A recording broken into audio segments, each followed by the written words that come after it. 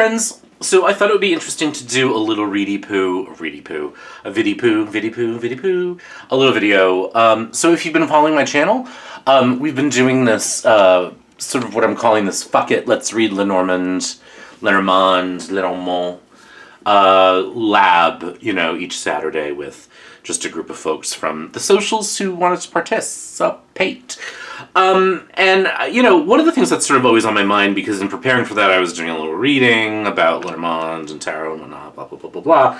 And there's always this thing of what makes one system, different, the same, what makes Lenormand and tarot different, why would one use one over the other, etc.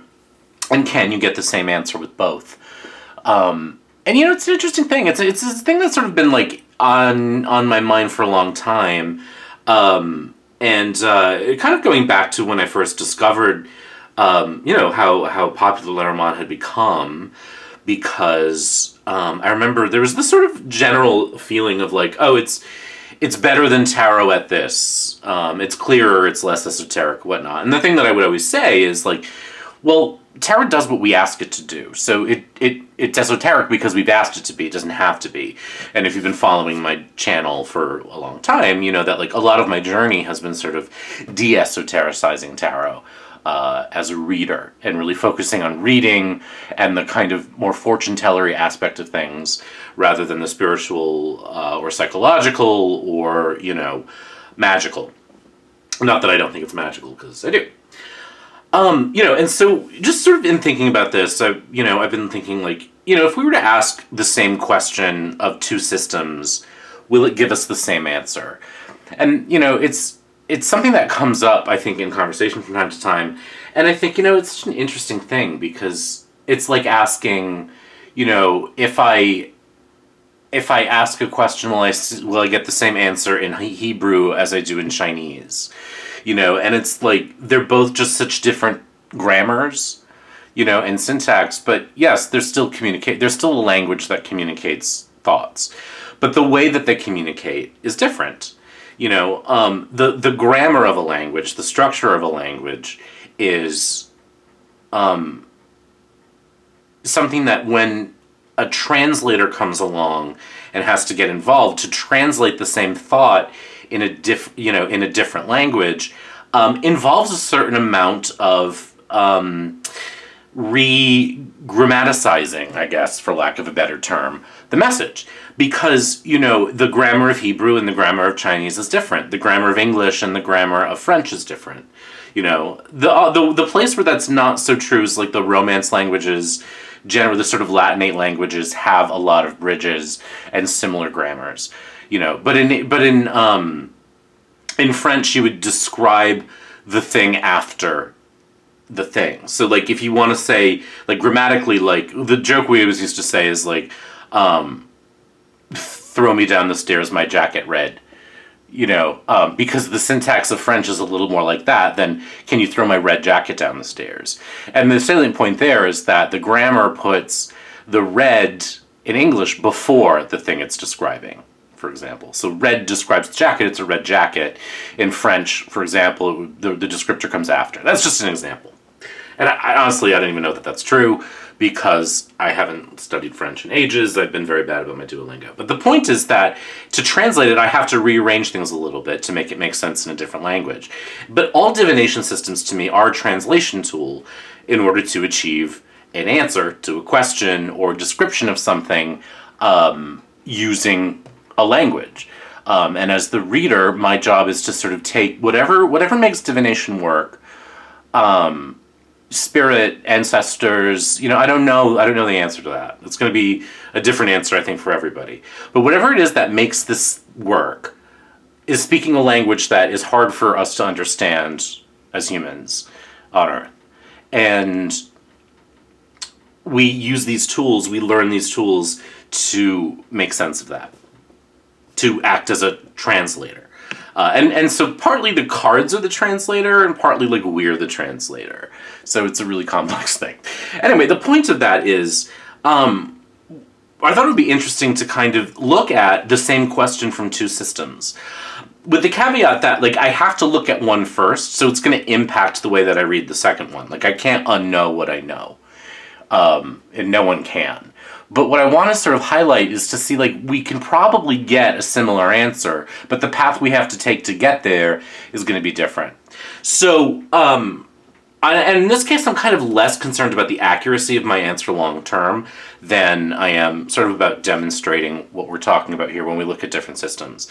So the reading that I'm going to do right now is sort of, how likely is it now that the Biden student loan forgiveness will go through, that we'll actually see that relief come through, or will it get overturned?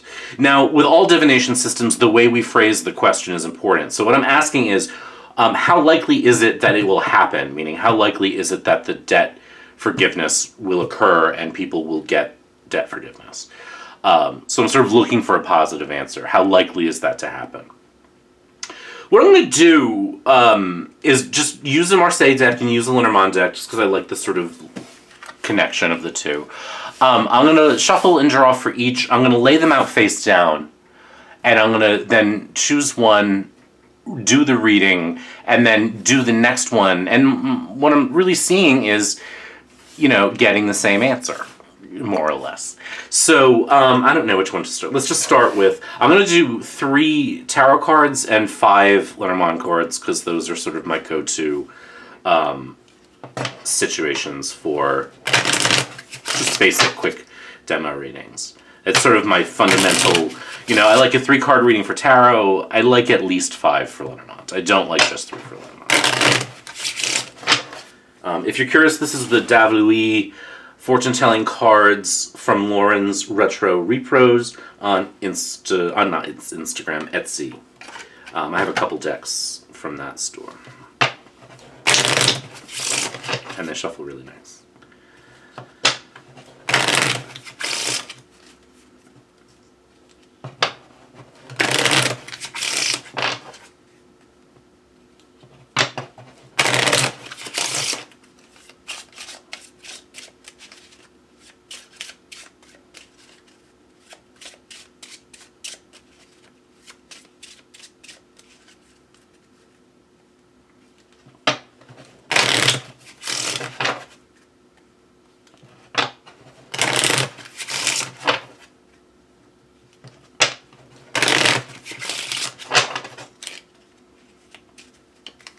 So I'm actually going to lay them face down so that I sort of can't see the cards until it's time.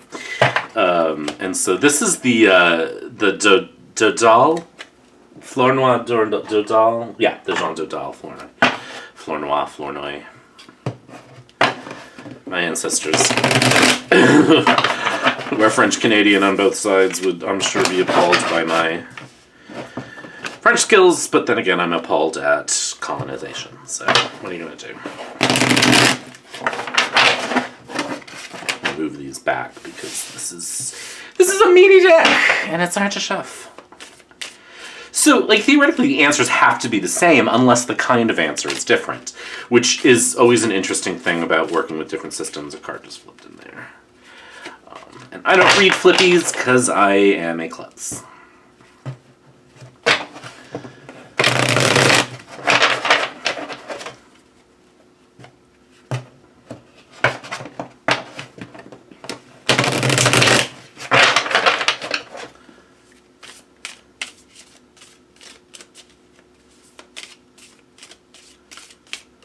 I mostly pulled out the Marseille because it's been a minute since I've read with them, and I don't know, there's something about reading with Marseille decks that feels very, like, winter to me.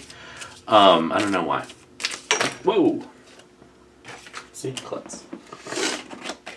Well, I know it's not the birds in that spread. Did I lose a card? I'm always terrified of... Like, I'm not terrified of making a mess of the deck, but I'm terrified of losing a card. We will make this the last shuffle.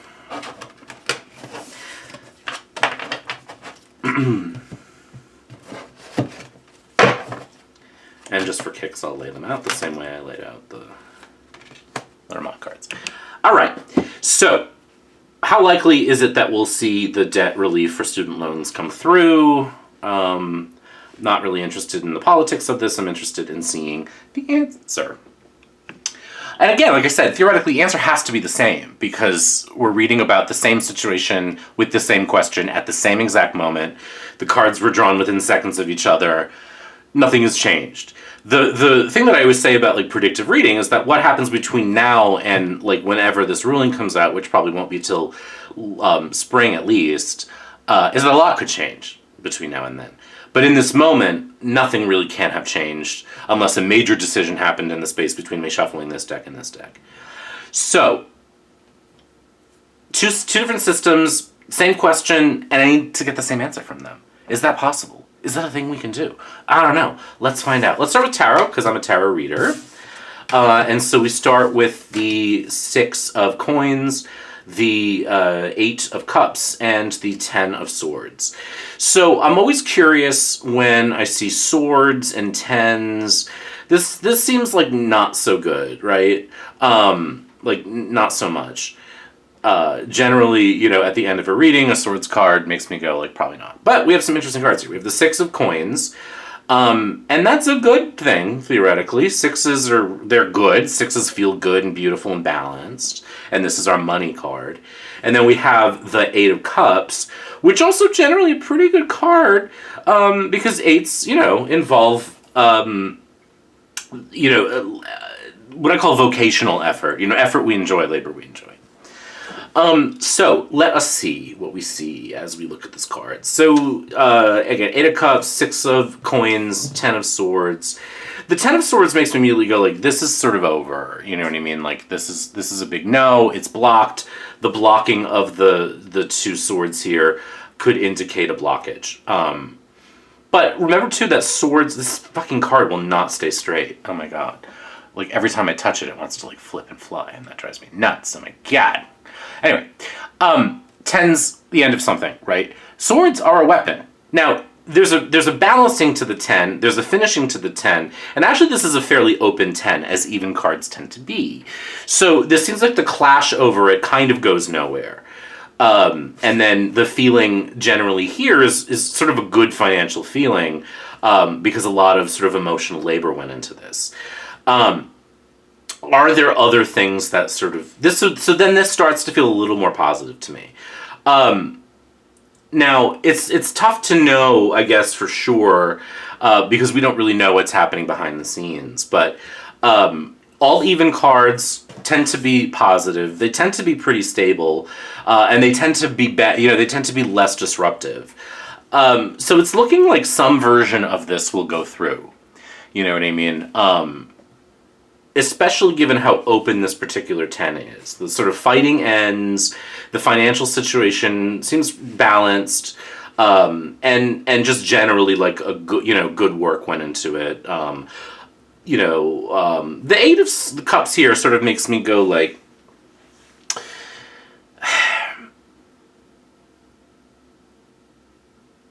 it just, I think about like 8s mostly as fairly positive, but like, there's like conservatism to 4 that gets doubled in 8, and so there's an element of that too, to say like the conservative sort of emotional song and dance kind of gets balanced out financially, and then the fighting ends, and I get a pretty good vibe out of this.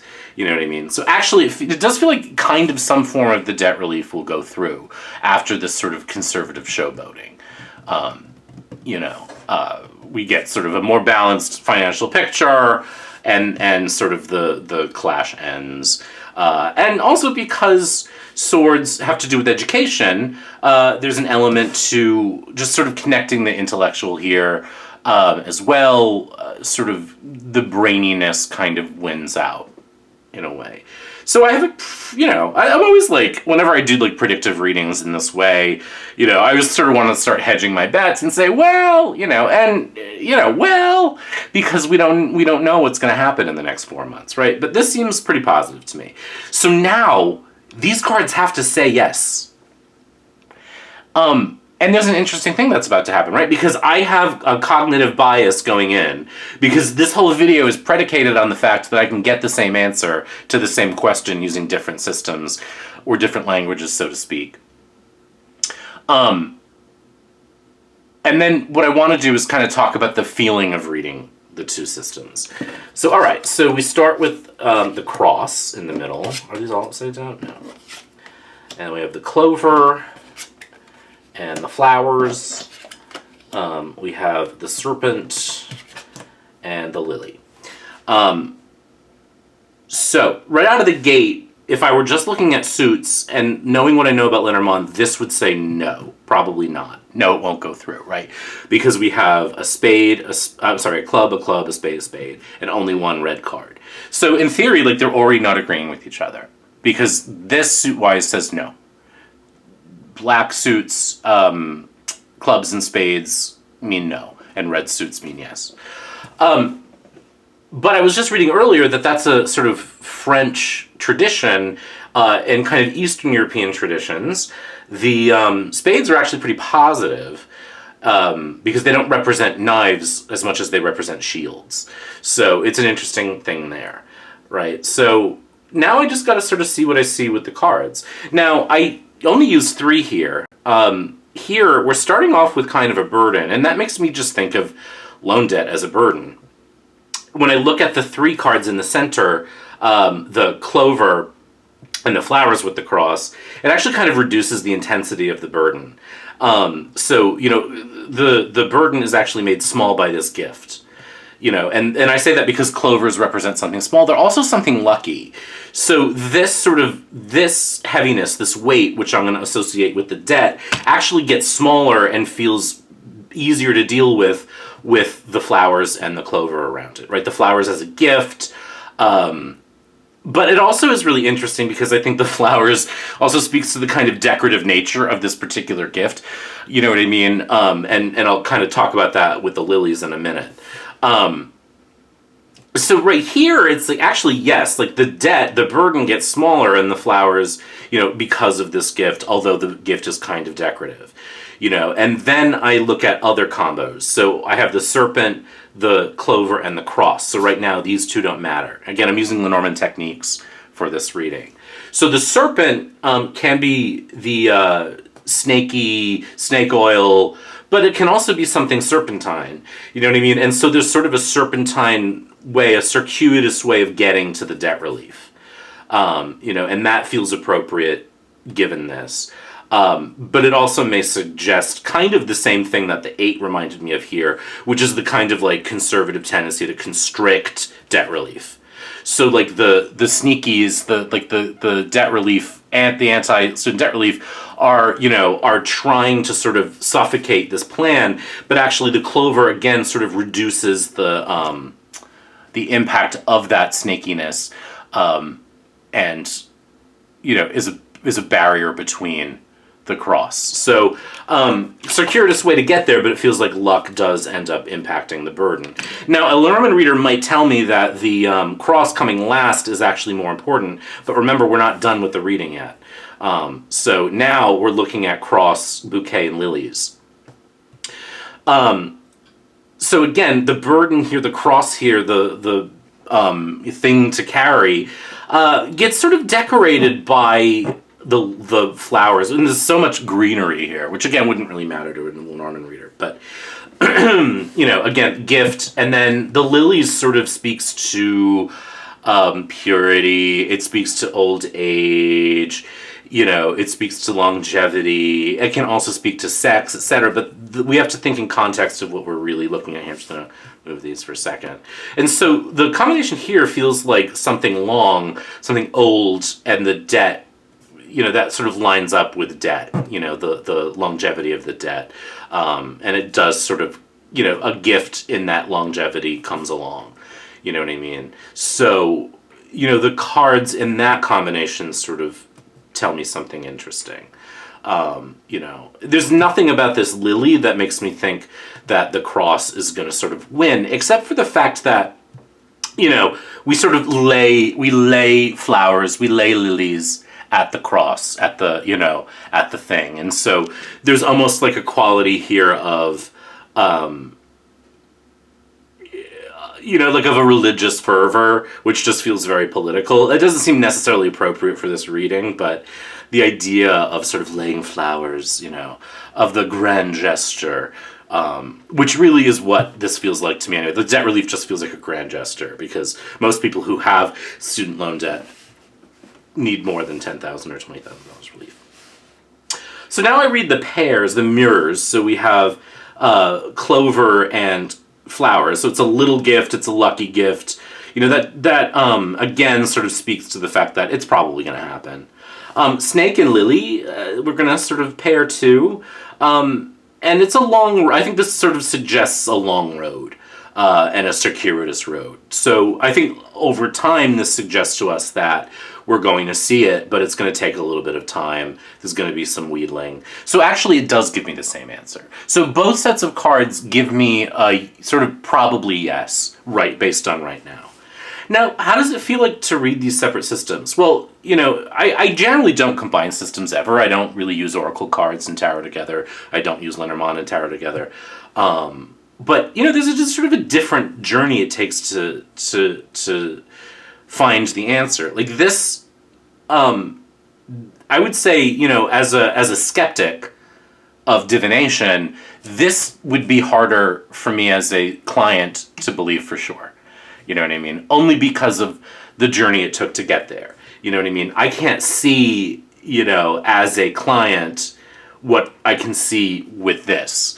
When you tell me the cross is the burden and the clover is lucky and it means small and this is a gift, like that makes sense to me. Like contextually, this is much more sensible. I have to trust my reader here a little bit more. I always get nervous whenever I do a reading, every single time, especially if someone's observing me do it, because I don't want to be wrong. And so I panicked with both of these.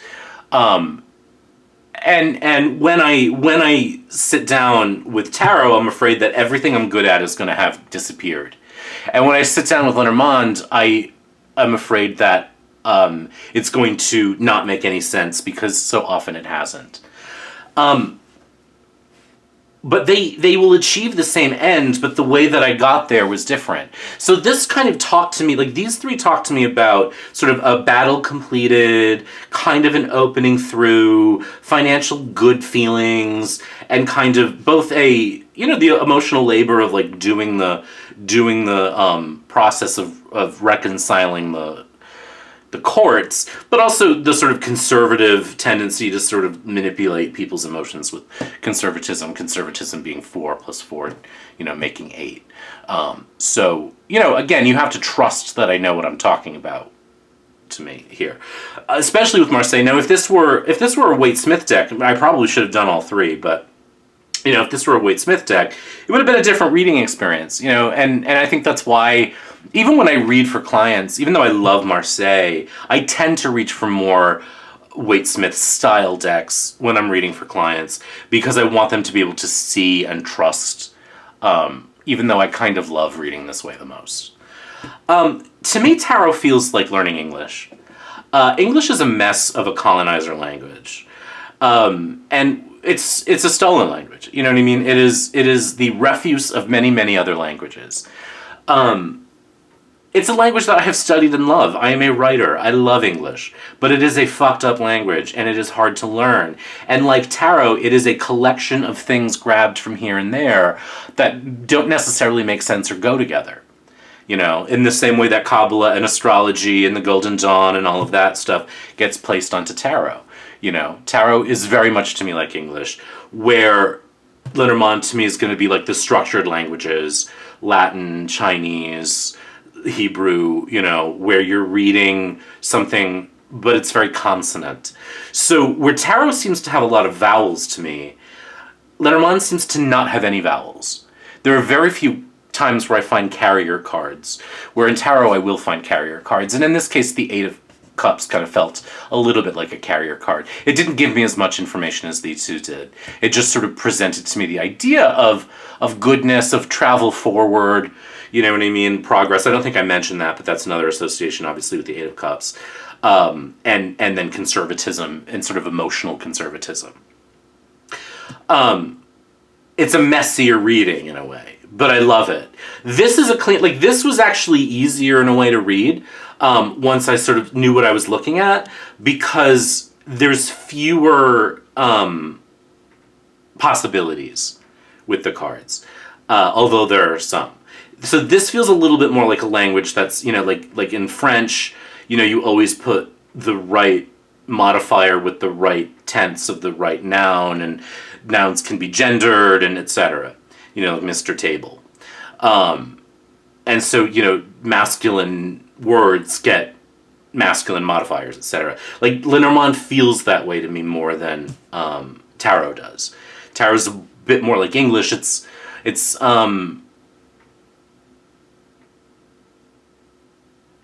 I keep wanting to say less precise, but that's not really what I mean. It almost requires sort of an agreement that you believe the speaker. You know, I guess it's easier to prove your work here. And it would be easier to prove your work with a Waite-Smith deck, too, because there are things you could point to. But anyway, the point is, like, I got the same answer, which I'm very relieved about, because the whole video was predicated on the fact that would happen. I got the same answer. How I got there was different. You know, this was sort of a journey through contexts and associations. This was a little bit more about, like, okay, you know, how are these cards functioning together? You know, what is the grammar here? You know, I can use techniques like I used here with tarot, and I often do, you know, and just sort of drawing two extra cards.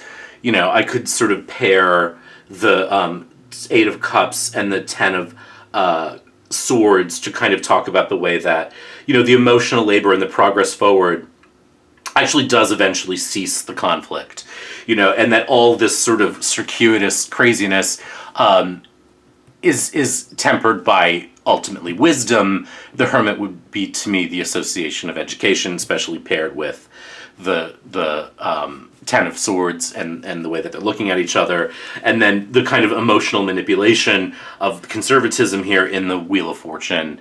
Just the idea of Wheel of Fortune and conservatism, I think, is really interesting too. So I can make pairings that way as well, and in fact I probably should have, but the point wasn't really to demonstrate reading techniques as much as the fact that, like, the systems will give me the answer, and two different systems can give me the same exact answer.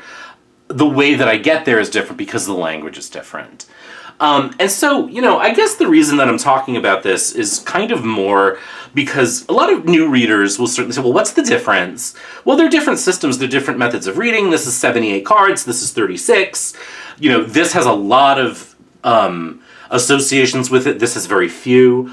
Although I am seeing a lot of, like, esoteric Lenormands popping up, like this one, which I know isn't new, but this mystical Lenormand I found recently, like, doesn't have the playing card inserts, it's got astrological correspondences. So, you know what I mean, like, the woman is associated with Venus, which kind of makes sense.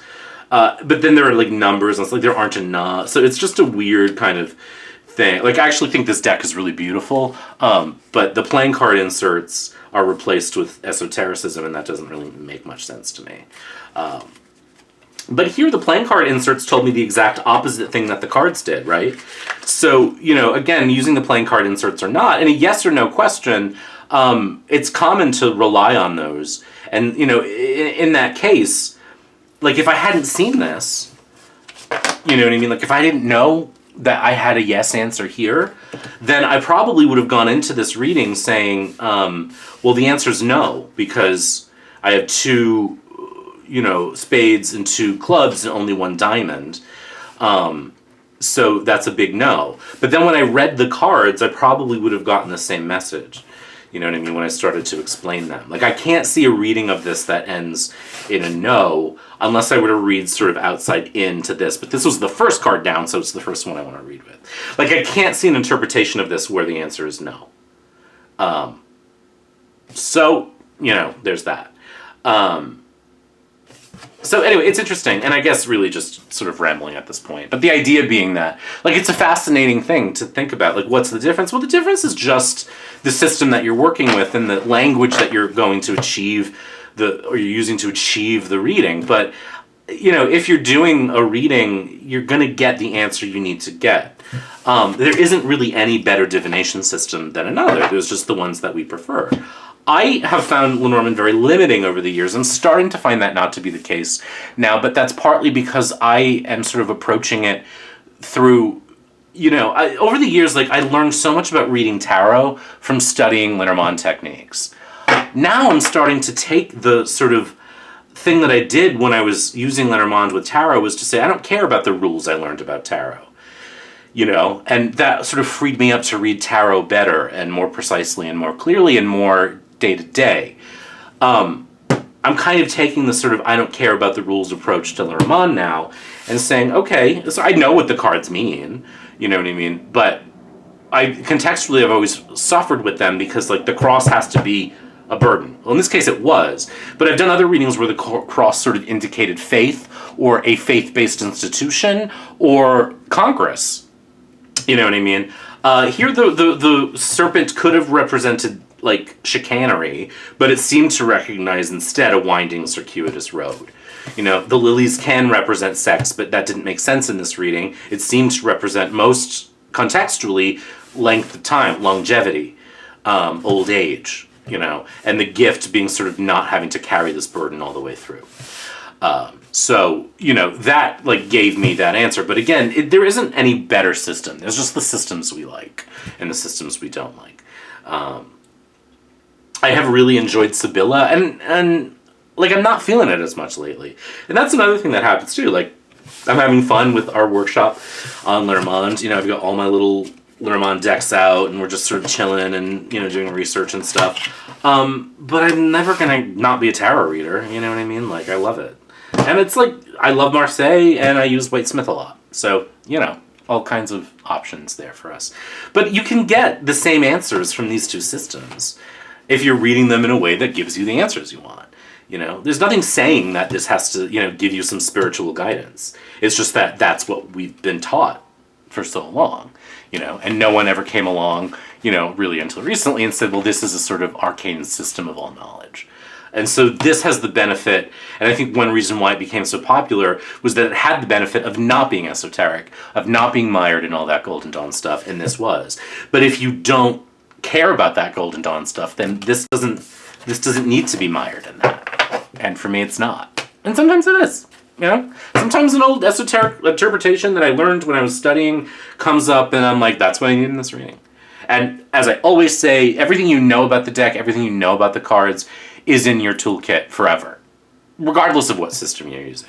So anyway, this was just a quick little, not even quick, nothing's ever quick in my world, just a little dabble, a little exploration of, it doesn't, fortune telling is fortune telling. Readings are readings. The system doesn't matter as long as you're reading with it consistently the way that you want to read with it. It's just what's your preference in getting there. So, enjoy, be good, and we'll talk soon.